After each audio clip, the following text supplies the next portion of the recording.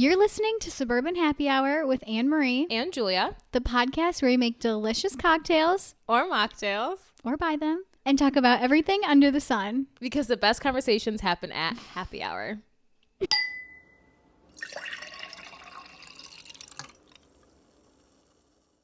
Welcome back to another episode of Suburban Happy Hour with Anne-Marie and Julia.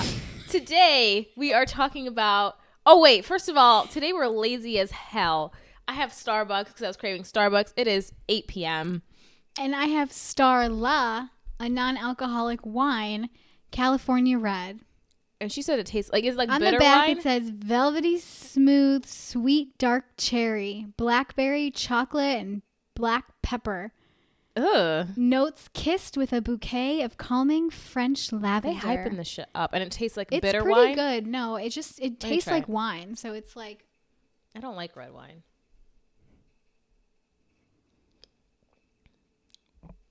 You don't like it? No. It's not bad. Yeah. It's not bad.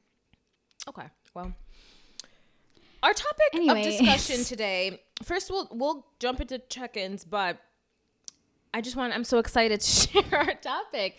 I feel like this video will be very, hopefully enlightening and like you will learn something, but just bear with us here because I literally felt like a college student again. I fucking copied and pasted so many research things. So I'll try to summarize them for you guys, but we're basically talking about why people fall in love. The science behind dating or something like that. Thank you, Google, for all the sources. Avery has 4 bullet. I have 5. I wish you guys could see this. She has 5. I have 5 to 3 sentence bullet points. What do you points. have?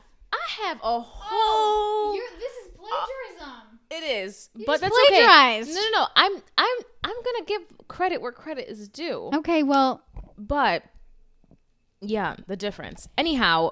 What's your check-in? You said you were excited for a check-in. oh no, I'm not excited at all, but I just thought, God. we're on this journey together. Everyone should hear my check-in for literally from maybe 3 hours ago. I had an interview today. Okay. And hip, hip, cheerio. I'm like excited to walk into this interview. I get there, and mind you, the only information I had about this interview, she like had just emailed me and was like, we did a phone screening. She's like, love it. Like, we're doing interviews next Thursday today. She's like, come in. Like, I would love to meet you, sit down and chat about this position. So I'm like, okay, like me and her, like, this is going to be so good. Like, I'm so confident. I'm so ready for this. Scared. The position I'm like ready for. I could do that in my sleep, what the position it is. I go in and I kid you not, I walk in and she's like, hi, like, nice to meet you, whatever. She takes me into this other room. There are 16 people in there. And you're all going for one position? There were 16 people interviewing me. I about lost my shit. Fuck? I literally walked in and was like, hi. I was like, hi. What? Hi. The way it was set up too, I'm Were you like speed dating? No, they were in a big square. And they had me at a single desk in front of all of them. Are they insane? Oh, hey, what the fuck? How did it go? What the fuck? I blacked out. I don't even know what I said. I like called my mom after and she's like, how did it go? I'm like, I don't know. Why would they do that to you? I don't get it. I don't get it. And they were asking me literally questions left and right. A question came from over there. A question came from over there. I was like, 16 people. I not like swear on my mom's life, swear on my life, 16 fucking people. I can't make that shit up. What the fuck? I got like, I'll literally show you the email that she had sent. That Afterwards? was like, no, before. Like, there was I didn't even know anybody else is going to be in the interview. I assumed maybe like 2 other people, not fucking 16. I'm probably not getting that job because I don't even know what the fuck I said. That's insane. I was like, I'm so sorry. And they're all looking at me as I'm talking and I'm like, I don't know. That is literally my own personal hell. And I was not prepared for that at all. Jesus Christ. So that's actually insane. That was fun. That's insane. And I had to drive like 40 minutes. And I was like, already panicking. And then on the way home, I was even panicking because I'm like, I probably just made a fucking fool out of myself. Watch, this is the job you're gonna get. I would be honestly shocked. 16 What did people. she say she's gonna call? You're gonna hear back.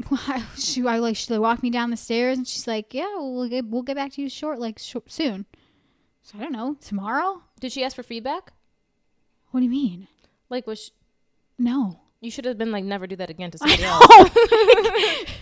Maybe you should limit the amount of people. If I don't get the job, I'm gonna be like, yeah, hey, like, why the fuck did you have so many people there? Yeah, because that's crazy. That's that was insane. I like audibly like gasped. I'm sure they were probably like, oh, like, she's not. Yeah, she's not gonna do it. She ain't gonna cut it. She's not ready. Yeah, because literally, I was like, hi. But like 16 people, like, was that necessary? Did you need? Is that the position isn't that big of a deal where you need 16 people to interview me? I don't even know what to say. I was like, okay. And it was an hour long. I got there early, so they took me early. And it was an hour long, 16 people. I was just rambling my life away, I think. I don't even know. Amazing. You did it. You got through it. For what? We'll see. Jesus Christ. Yeah, my check-in is not nearly as intense. So I have cats. I'm allergic to my cats. And every time I like touch my eyes, I know right away I should go wash my face. But I was reading my book and I was like, it's fine. Like, it started to itch. And I was like, okay, I'll go wash my face after I'm done with like this chapter. Literally not 10 minutes goes by. I just start feeling like something in my eye, like right here on that inner corner, like the upper lid. And I see like a little mass. I'm like, you're lying. I go to the mirror. My eye's blown up already. Oh my Literally just God. like the first quarter of my eye is so inflamed. So then I had to wash my face. I popped 2 Zyrtec and after an hour it went down. But I'm like, what the fuck? Why am I allergic? After 2 years, bro, I'm getting pissed. I feel like I don't think that ever goes away. Yeah, I'm starting to realize it never is. Or like, you know those people though? I see people on like TikTok like eating like like a little bit of peanut butter, like a carrot or something, because they're allergic to it. They like eat like a little size of it, and they gradually like make it more and more and more. I don't know. I can't do that. You obviously can't eat cat food. You're not allergic to cat food. You're allergic to cats. Maybe I should start like licking them or something. Like start grooming them. Cutting their tail off and eating that maybe. I don't know. Either way, I'm pissed. So that's that. That's not nearly as interesting as yours, but yes, I'm glad you got through that. Me too. But anyways. Anyways. So the way that I wanted to structure this episode, I have it in my notes here. So basically, we're just going to do it and like break it down in parts. So the first part, we're just going to talk about like the science of dating, anything interesting you found about like how people fall in love. The second part will be just online dating and how successful it is according to research and stuff.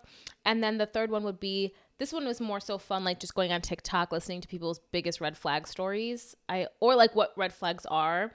And then I'll kind of explain why people ignore them, because there is a reason why people ignore red flags. And then just kind of our takeaways from what we've kind of taught each other. So without further ado, I'm starting, right? Yeah. Okay, I'm nervous. Why? I don't want to plagiarize. But basically what I had learned, so this was a research study done by two professors at Harvard. And basically they were just saying that when people first start falling in love, they are almost in a crisis stage. Like your brain is just trying to like comprehend and like deal with the stress and anxiety of falling in love, and they always have high levels of anxiety along with euphoria, which makes sense why you get like butterflies and jitters and things like that. And the levels of the stress hormone cortisol increase during the initial stage of romance, and marshaling our bodies to cope with the crisis at hand. And then as cortisol levels rise, levels of the neurotransmitter serotonin become depleted. So there's like literal like chemical reactions going on. What does that mean? So basically what that means, layman's terms, understand. Yes. So I guess in layman's terms, what they were trying to say is that during the initial stages of when you're like involved romantically, there's differences between like friendship and like maternal and things like that. Mm-hmm. But your brain releases like large amounts of dopamine, which is like the feel good chemical and stuff. Yeah. But in doing that too, it like elevates everything. So I guess your brain is just so like doped up on like feeling good and stuff. It's like the equivalent. They literally compared it to like cocaine addicts. Wait, I literally think I have this exact one. Yeah, like how like when you first fall in love, it's like the equivalent of like how cocaine addicts like feel when they take a hit of cocaine. Yeah, I have this. I have in the early stages of romantic love, you activate your reward system, much like cocaine can. Yeah. So in the early stages of romance, your critical hormones like oxytocin and I don't know how to say that big word. They interact with the brain's reward system, and then it says especially dopamine, so that you literally are like addicted to your new lover or like your new partner. Yeah. Which is so crazy. But it honestly makes sense. Because like that's like what people call the honeymoon stage. Like you're just so invested or addicted. You don't want to do like anything else but be with that person and stuff. That's crazy. That's crazy to like think that that's like what an addict goes through. And I like when I was reading, I guess that stage, it varies for everybody, but it can even, that's why like the honeymoon stage is different for everybody. But like the first 1 to 2 years is kind of when your brain is still like so excited and like so like doped up on the new thing.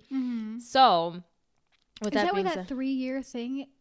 I don't know, because it was 1 to 2. We talked about that. Yeah, but we that did. 3-year rule. We can go into that, but that was just me just talking shit. But that like honestly, like you had some support to back that up. Now I do, yeah, because during that. So while your brain is like so doped up on that stuff, like I love that you keep saying doped up, like literally, but it's dopamine working. You do experience like the high levels of anxiety and like the stressors and the butterflies and whatever, because like your stress hormone cortisol is like working, it's doing its thing. But after 1 to 2 years, your brain starts to register like it's okay, and then it kind of like it grows adapted to it. So at first, you're kind of in a stage of passionate love. And then when you like relax a little bit, you're in a stage called compassionate love. And compassionate love is kind of when you like figure out like this is, you either make it or you don't. I've never made it to compassionate love. Yeah. I've only ever dated people for months. I never made it to you. And it's very different, like from my personal experience. From my personal experience, it is very different from my love with Dylan now versus like when we first started dating. It's so different, but it makes a lot of sense because my brain isn't so excited anymore. So you kind of like work not harder. It didn't say that you can't be still madly in love with someone. You can, but like your brain isn't. Yeah, you have to find new ways to like, you know. You actually have to work on keeping the connection together. Which is why they say it's such hard work. Damn. Yeah. That's crazy. That was interesting. But no, you kind of went over your first point. Was that your first point about the dopamine and all that stuff? No, that's actually my last one. But they don't go in order. Oh, okay. Just like the next point that I had, I don't know if it really still goes with like the science behind it. So if you use other stuff. Mine starts talking about like statistics about like men versus women in dating or like using the dating apps and stuff. Okay. So you can finish up your points for this. I found this, it was on Psychology Today. So I don't know whose credit this is, but it was on Psychology Today. But it's not your words. It's not my words. But there's like 11 main reasons why we fall in love. I'm sure there's like the whole way that people fall in love is such like still not understood topic really. People do like research and stuff, but they still can't really pinpoint it. But I guess there's like 11 reasons why we fall in love. And I'm just going to list them off. But it's like similarity, meaning that people believe the same stuff that you do. Promptitude includes familiarity with the other, which can be caused by spending time together. So just like spending time with somebody. So maybe at the beginning you don't really find them attractive or anything like that, but just by being with them all the time you could fall in love. That makes sense. Desirable characteristics, mainly that's like you're attracted to them. Social influences, I don't think I need to explain that.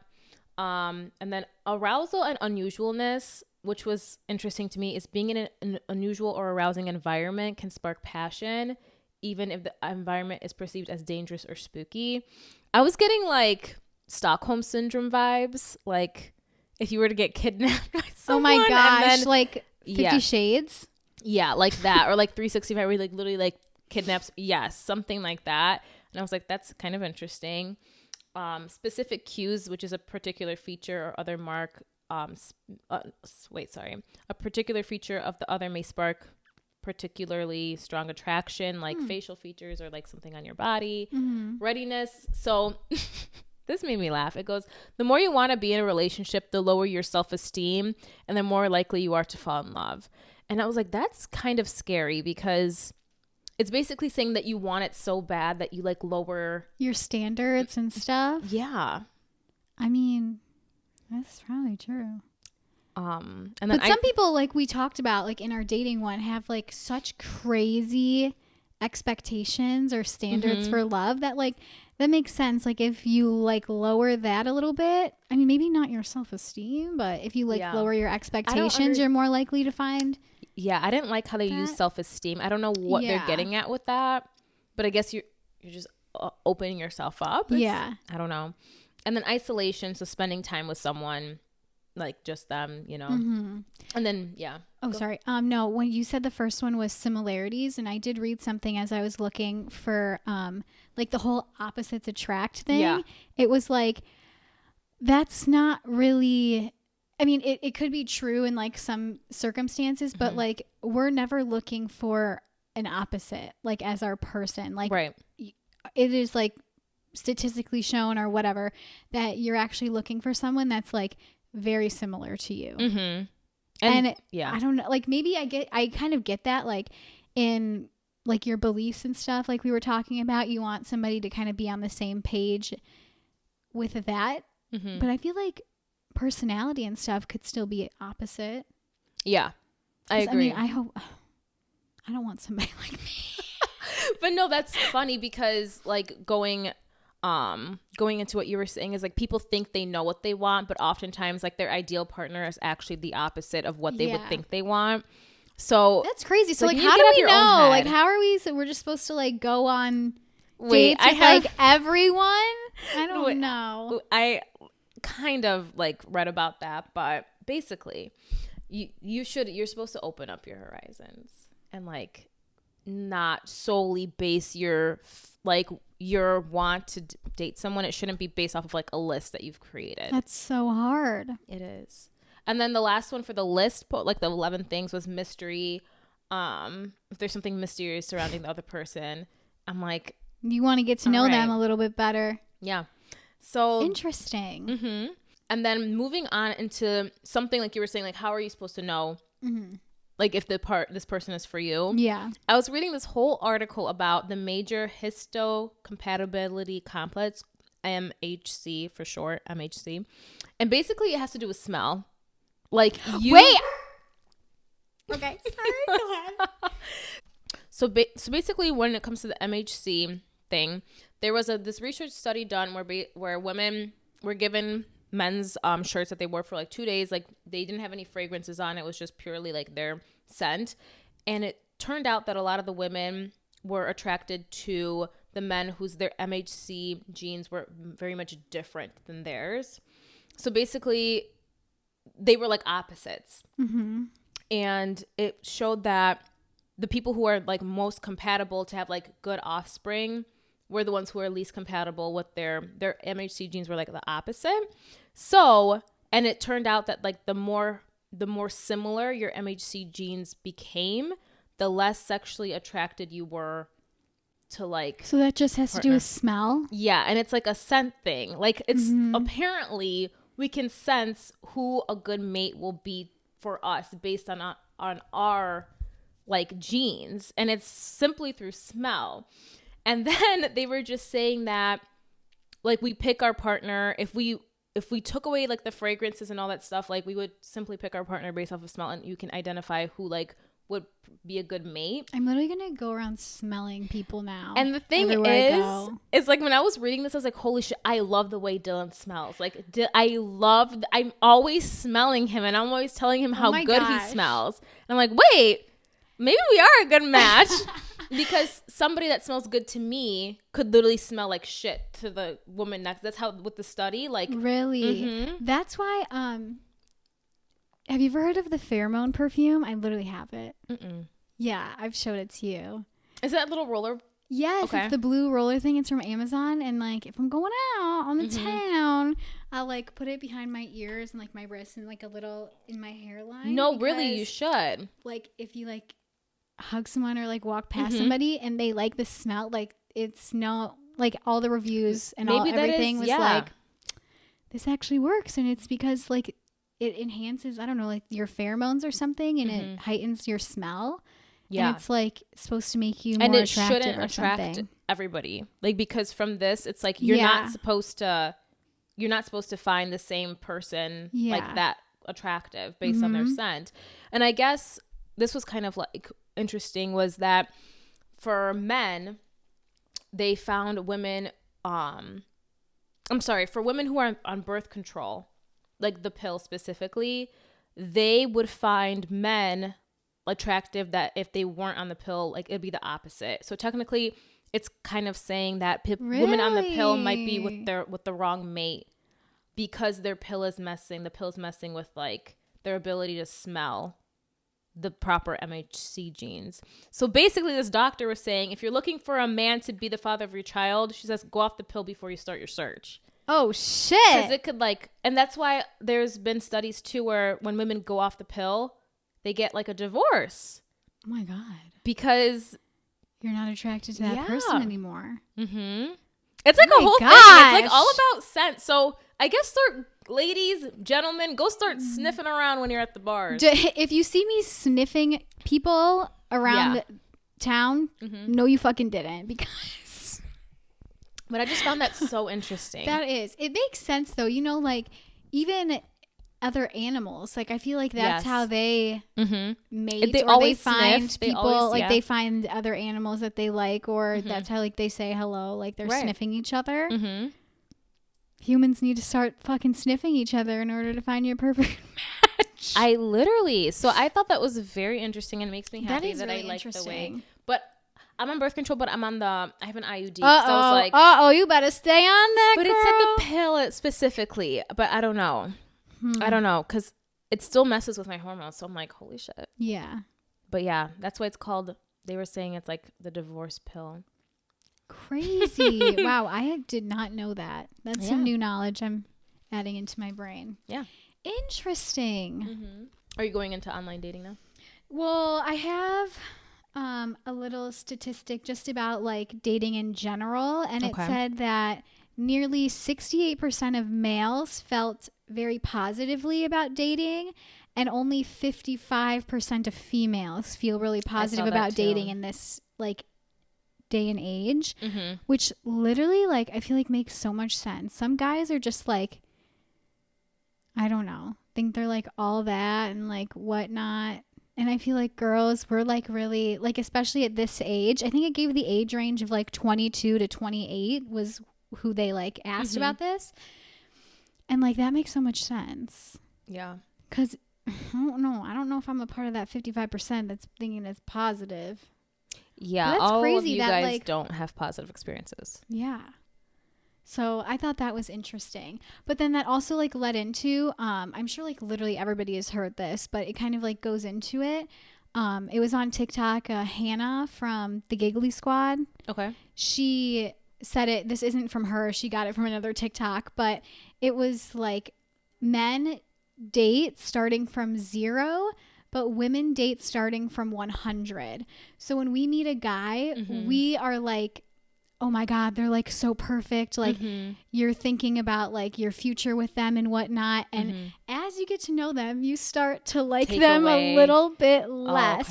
And it's saying that men like start from 0. So they're like, oh, this girl is just like, she's cool. Yeah. Like maybe it'll work out, maybe not. But they start to increase up the scale as they get to like know you. Then they're like, oh wow. Like, you know, so it's like, we're going, but maybe the point is opposite way. 50. If it, hopefully a little bit higher. But I think that's like so true though, because girls, I feel like in that aspect, like we're crazy. Like we don't even know you yet. And we're like, oh my God. Literally research you, know everything about you. Literally looking at your social media, thinking like, oh my God, like I'm going to marry him one day. Right. Like what's his mom look like? What's his sister look like? What's his cousin? Yeah. Like, and then you actually meet them and you're like, Oh. Like, this is not my perfect daydream. Like, this is not what I dreamed up. That's what, with the online dating, that's what, like, some of the, so what I found was that there's not really a lot of research about online dating and how, like, how successful it really is. Yeah. But the few research that has been done, it was for, like, this professor at Stanford University said how couples, when you're dating through a dating platform, like, you both know the intent is to date. Yeah. Right. So annoying. A natural right. So natural progression of falling into, like, a romantic relationship takes maybe, like, 1 to 2 years to, like, truly, like, evolve into something and be something solid. And you're like, and this is like a romantic union. However, with dating, it takes like a couple months. So I don't know, like, Wait, that's with online dating, it takes a couple months. Like, with online dating, like, you meet somebody 1 or 2 times and then you're like, okay, well, we're together. Yeah. So it's just he wasn't saying that, you know, there's anything wrong with that or anything, but it just speeds up the process. Speeds up the process by so much. Like, it was how many months? Hold on, let me find. An average of 2.5 months for online dating versus an average of 1.5 years with normal dating, like how couples meet and stay together. Showed that those who meet their partners via online dating become romantically involved significantly sooner, which is the 1 to 2 months, versus those who met in other ways, which is an average of 1.5 years. So. Yeah, that kind of goes with this one. What I found, I don't know from where, but from somewhere, it said online dating is still very popular, with nearly 3 in 10 adults from the United States saying that they have been on a dating site or used a dating app, and more than 40% of the people are saying that online dating has made everything, like, so much easier and quicker for them. Which makes sense, obviously, because you're both you're on a dating app, you know, to date. Obviously, you're, like we said in our dating one, like, you're not just going to be like, oh, hey, like, you look cool, like, let's be friends. Like, it would be nice if you could, but you know that you're both, like, looking for a long-term, short-term, whatever you're looking for, relationship. And obviously you're not going to, like, go through those little, like, stages of, oh, are we friends? Like, you know, like, and that kind of takes it. But I guess it really spiked during the pandemic because you couldn't go and meet people. Yeah. But I guess that people our age, because I had hear that individuals between ages of 43 to 45 found the most success with online dating. So, like, people our age, that's, like, Match.com. Like, what are they on? Because people our age, it's saying that they're kind of, like, not with the dating apps as much anymore as they used to during the pandemic. I just feel like they're a game, and, like, I can even contest to this. Like I said, like, I ghost people literally left and right. It's just, like, it's an illness, and I can't overcome it. But I feel like that's why, like, if you're 45 to 55, you're like, okay, like, why are we just, like, do you like me? Like, let's go out. Like, let's see. Right. And I feel like we're, like, the younger ages, although, like, we say we want a relationship so bad and stuff, and we want to be in one, I don't know. Yeah, I think the priorities are a little bit different. Yeah. Versus that age ranged. Because that was, literally, like, Match.com, JDate, or whatever. Yeah. Those were for the older crowds, and they were successful because these dating apps, it's like you literally, this one girl literally swiped through 40,000 profiles and still didn't find a romantic relationship. What the fuck? I literally find myself on Hinge, like, only looking at your profile if you have a voice memo, and I just listen to it and, like, laugh. Yeah. That's it. And not even laugh, like, at you. Like, they're so fucking funny to me, and that sometimes I'll just literally look at Hinge for entertainment. Yeah. Literally not even to find, even if I think you're cute, I'm like, next, like, where's the voice memo? Yeah, literally. So, and I guess there's a couple universities that are, because there is so little data to prove how, there's, like, a whole lawsuit going against the owners of Tinder, Hinge. Really? They're all the same company. Why? I don't know. It's just saying, like, how people, like, they're getting let on, basically, that they're paying for the extra swipes and all that stuff, and it's all just, like, a game, that there's really, well, that's not the founder's problem. It really isn't, but I mean, there's, like, a lawsuit for everything. But I know that Hinge, apparently there's, like, so many things on the internet about how, like, they hide matches from you, or like Yeah, you that's have what to it was pay saying. in Right, order to like right. see people that you would actually be compatible with, which is Right. crazy. Right. But That's what, yeah, exactly. So I guess these two, I'm sure more universities are doing it, but they're creating like a app for their college students. that's They're supposed to cool. roll out next month. I mean, during the summer, and then it's to date and to like collect research, like data and stuff.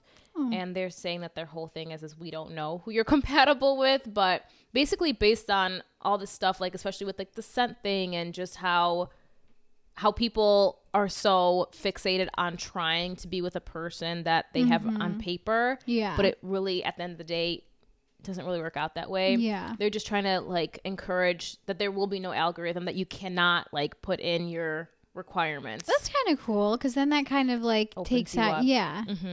So I heard there's this new dating app. I don't know the name of it, but it's like where a guy can only be on it if he has like another girl or somebody like vouch for him and like to let him Interesting. get on it, which honestly, like, that's like Raya. that should be a legit thing though, because you never fucking know who's like Right. on a dating app. I feel like that's like the reason why too, like not even just me, but like people are so hesitant, because you like really don't know what their intentions are until you like get there. I don't know. Until you like, yeah, like see him like face to face. Like somebody can just like lie about shit over text and like, you know. It's scary. Yeah. It's very scary, but that's like a whole nother fucking segment. And that's not funny, but like doing a research study of how many people got fucking killed from a dating app. Oh, okay. Like, let's not. But no, really, keep because this you nice. don't know. Yeah, you don't, which is the scary part. And Yeah. like we said, like you don't know what other people's intentions are, and that's frightening. That's why I just want to meet somebody through a friend. Like, fuck dating apps. Literally. So that's all I really had about dating apps, is just there's not enough research to know if they are truly like easier. Sure, they provide you a lot more options and it's easier to get a hold of someone and connect with people, but in terms of how successful they are in creating long-term relationships, there's not enough. I did look up like the places where people have met their partner, and dating apps was the top one. Yeah. It said the top 3 places to find dates, according to whoever they surveyed. 45% was online dating apps, followed by being connected through a friend, which was 33%. And then the last 32% was, at concerts or festivals. Yeah. So yeah, it is the number one way of people are meeting right now, but how effective it is and how long lasting those relationships are, yeah, we don't fucking know. Crazy. Hopefully they figured it out. But yeah, that's so bogus. Yeah, with the whole Hinge, I think I did read that, how they like hide that, and it's like some of your matches too that like that match with you or that you match with like doesn't even show up on your like little. I think that's what there's like a whole fucking. Which is crazy, because then like what the fuck, you just want people to pay. Right. I'm not fucking paying. Right. So, like, I don't know. No thanks. But anyhow, I guess moving on to red flags. So basically we kind of went over the whole, when you fall in love with someone, your brain's doing a bunch of shit. And then I guess that while, you know, you're doped up on your dopamine. when you're doped up. And then your serotonin levels are reduced. It showed that during that time, like the reduced levels of activity, there's reduced levels of activity in the part of your brain that's necessary for making assessing negative judgments. So like basically it appears to, like, your sexual arousal appears to turn off regions in your brain that regulate critical thinking, self-awareness, and rational behavior. So basically it's kind of not your fault when you ignore red flags, because your brain is literally shutting down your ability to process that, hey, this person's like, yeah, I read that you can, like, you still know and like have things that happen to you within your body that, like, when you know something's a red flag, but you're not like registering it that way. Yeah, like you're not processing it so much sense the way you're supposed to be. It was like the strangest thing. Like in one of my previous relationships, whenever I would like drive to go see them, I would just have this like weird, like, not like, I don't even know if I would call it a gut feeling, but just like a weird feeling in my stomach. And it wasn't like butterflies or anything. And I was always just like, oh, like I'm just so excited to go see them. But I literally think it was my body saying like, maybe you should turn this fucking car around. Yeah, like your body here was like, good. Your brain up here was like, it's fine. But that's scary. Yeah. That's actually kind of like reading that. I was like, that's kind of scary that you literally turn off. But it's so true. That's why they say like brain. love is blind, because that's where that, it really is at a certain point. Like you don't see the red flags as something bad, but then like the people on the outside are like, that's why it was saying, that's why it was saying like really when you're like in a new relationship, and as much as you may not want to hear from your friends and family, you need to ask, especially if it's like you're so infatuated with them, and you can at least accept that, like you need to ask for outside perspective, because your brain literally is like running through a field of daisies.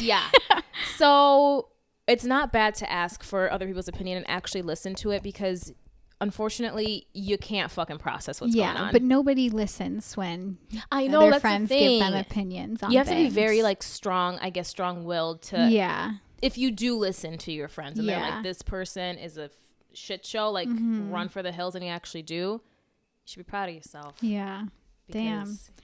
I know that's tough. But at least now you know. If you didn't know, it's not your fault. It's your brain's fault. You just have to try and rewire it so you don't end up in outside opinions, I guess. And that's like the last thing you want when you're in love with someone and you're so happy. This is the best. And then they're like, ugh. I know literally some things that happened in my past relationships. I remember even Julia was literally like, oh, like what? And I was like, ah. You're like, it's okay. Like, okay, girl. I don't know. But no, I was listening. So yeah, that's why red flags are so common. People ignore them. Is literally your brain being weird. But I was just like listening to. People have so many different red flags on TikTok, and a lot of them are just stupid. And like icks?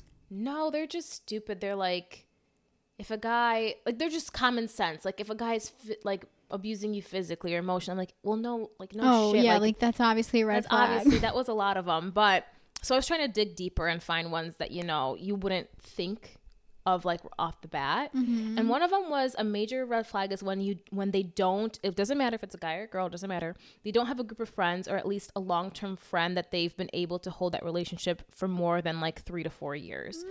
You could have a person that is friends, but like they're changing friends every few months, every 6 months, that they don't have somebody that has been in their life for more than 3 to 4 years. It doesn't have to be a group. That makes sense, though. It can even be one person, but as long as they have some kind of tie to the past that's long, that's good. But if they don't, that could be a red flag. That could be a red flag, because why don't you have any friends? Yeah, maybe like why can't you hold on to any type of relationship? Any type of relationship, yeah. Okay. So that's a good one. That is a good one. I never really thought about that. I was like, because a lot of times when oh my God, our friends have, like I said, I don't have many new friends in my life. I really don't. But like some of our friends have formed new relationships, and they're no longer friends with them because they are so crazy. Yeah. And that friend that they, like, for example, one of our friends had this whole thing happen with this girl, and literally this girl has no like long-term friends either. Yeah. And I'm like, that's weird, and you're just not stable. Yeah. I don't know. I get it. That is weird. I mean, some people do have like a hard time making friends, but like I feel like you can like have know at least one friend. You would have one fucking friend. Yeah. Or that you've known for a while. Okay, I see that. Yeah. So I was like, damn, all right. But shit, it didn't have to go off that hard. When you guys get boyfriends, I'm gonna be interviewing, how long is your longest friendship? No, that's so funny. When we were looking for questions for our last podcast episode, I like found so many good ones that like are good conversation starters or topics for like a first date or something. I was like fucking writing them down. Yeah. I'm gonna add that one. who has been your longest friend? Literally. Or how long is your longest friend relationship? Literally. Yeah. Interesting. What about you? Did you find any? No. No, I didn't. But no, there actually was. I did see like a list of red flags, and one was like, I don't really agree with this one. It was like not having a stable family, like a stable family life. That's out of their control. Yeah, and it's like, maybe I get it if you are like talking bad about, or like if you come, I don't know, like to the first date and the first thing you're saying is like you're talking bad about your family and whatnot. But like, I don't know, like that's such a hard thing to judge. Like, yeah, you don't know. Yeah, especially if they're, that would be kind of hard. Yeah, because I saw like a list of them, and that was one. And I was like, I don't know if I really agree with I think that. even if you don't have like a stable relationship with your family, like you're not. You could still be a good person. Yeah, it really Maybe depends. you cut them off like, for a that's where reason. you have to like vary between. Right. But do some more investigation. Yeah, that's the one I saw. I feel like the other ones I saw like make so much sense, like what you said, like about if they're verbally or physically abusing you or stuff like that. Like, yeah. My other red flag that I had written down that was I didn't know if I really like, I get it now that people were saying it, because a lot of people were bringing this up, was when he or she talk very poorly about their exes. Like, sure, it's okay to say, we didn't work out, blah, blah, blah. But if you're like ripping on this person, like they were the worst, like they treated me so bad, and like I hated them, like they're such a shitty person, and you have nothing nice to say about any of your exes, that's a red flag, because maybe you were the problem. I see that. I could see that. And I was like, okay, that's kind of like a good point, because why do you have nothing nice to say? They probably were your victim. You weren't the victim, Yeah. So I don't know, I guess. And it's just hard to like bring. I feel like it's such a hard, like the whole friend situation, or why are you even talking about your exes on the first date? You probably wouldn't. I heard that too. Like, obviously don't talk about your ex on the first date. Like, I get it, maybe like once you guys get to know each other, like that's a conversation you both have, like but you're not gonna like sit down with somebody and be like, oh, nice to meet you, you're nothing like my ex, thank God, he was like blah, blah, blah, blah. Like, that's weird. Like, how would that even come up in conversation on the first date? Right. So if they're bringing that up, you run for the hills. Yeah, we don't need that. No, exactly. You should be focusing on just you two for the first date, at least, getting to really know each other, not the other people, like each other's exes. Like, yeah.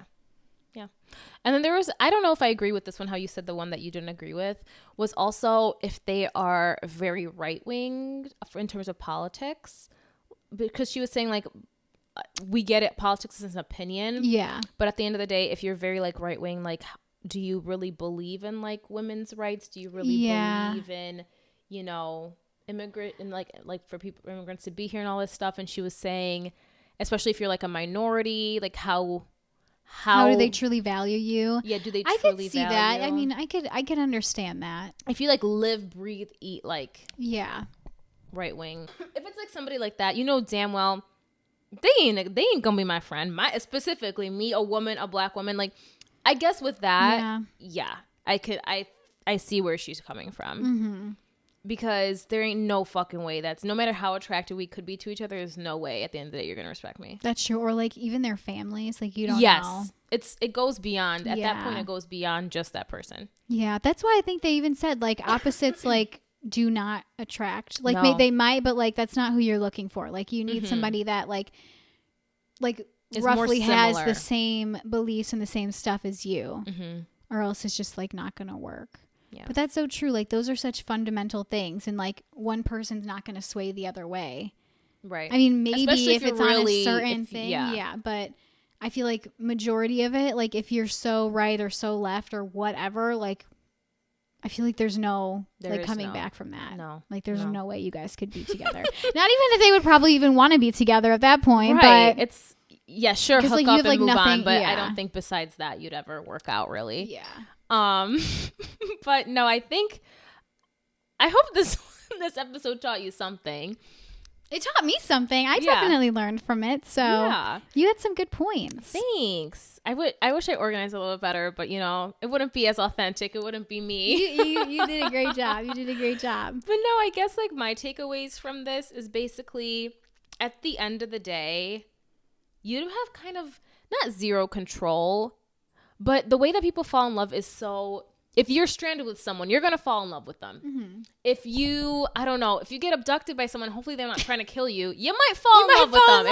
If you, like, you know, it's just so interesting how people do fall in love and the reasons for that to happen. And it's all mainly up in your brain. How people used to think how because you get like a racing heart and like butterflies, they thought it was all has to do with your heart. Mm-hmm. But no, they found that no, like it's all your chemicals in mm-hmm. your brain and stuff. And I didn't know this, but the whole why like you avoid red flags, like there's literally a reason for that. Mm-hmm. You're just not processing the way that you should be. Yeah. Which was very interesting. Not to give people an excuse, but give people grace, I guess. Yeah, I think, your brain is so weird. Mm-hmm. I thought too, this has nothing to do with dating, but like about like blacking out, how when you just like drink so much alcohol, like your brain just stops making memories. Like that's what's happening. Oh, really? Like your hippocampus like is not functioning. So like you're not making memories. So that's why I think like some people can still be like functional. Like you maybe wouldn't even know that they're blacked out. Yeah. But then when they wake up the next morning, they're like, shit, I blacked out last night. It's just because they drank so much that they didn't make a memory. And is that also why your body like shuts down to like protect you?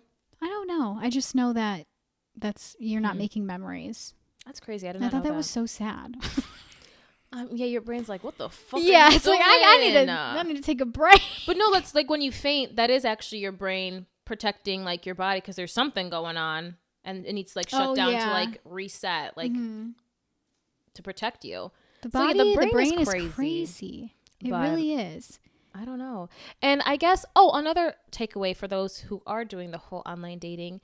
Maybe you should change your criterias and not make them so specific. I don't know. Yeah. What are the criterias on Hinge? Like, what can you put in there? You can put like your age range. You can put like race. You can put, I think you can put like political affiliation, location, is it like your height, income and all that stuff. I don't think it's income. Because they were saying also like I don't think so. Maybe you should try. Maybe besides age, because obviously that is something like you don't want like a ripe 18-year-old. Right, exactly. But other than that, I maybe be daring and step out of your comfort zone.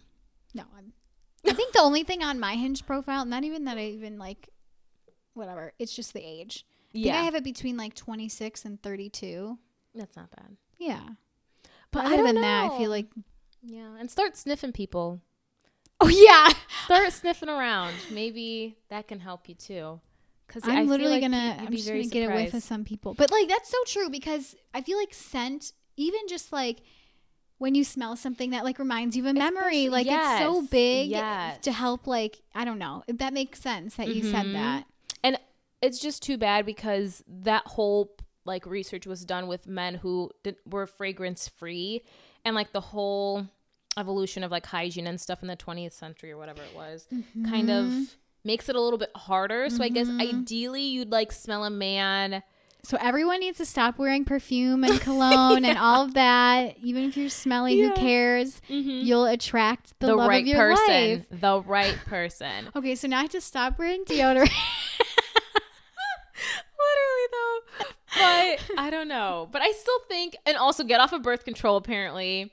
No, I'm just kidding. But the doctor literally, or the researcher literally said, if you're trying to find the right man, you got to get off birth control and then get back you're not on birth control. I know. You can find your mate by starting to sniff around. I wish. Yeah, no. It said to sniff the back. Oh, the chest for the guy and the back of the neck. Oh, okay. All right. I'm just going to, I'll just like go in for a hug. I'm the perfect height for a little chest sniff your with a hug. Their fucking chest. Be like, hi. No, but especially me and you, like we like love perfume. We love scents. I know, but now like maybe what? that's what You need to stop wearing them? No, I mean, Couldn't be me. it was just saying you just need to get in closer, like as opposed to You need to really get in there. yeah, because of all the fragrances and stuff, you really got to get in there to really get that true scent.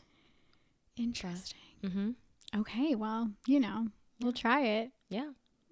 I'll let you know Hope you learned how something. people smell. All right. Well, that's all I have.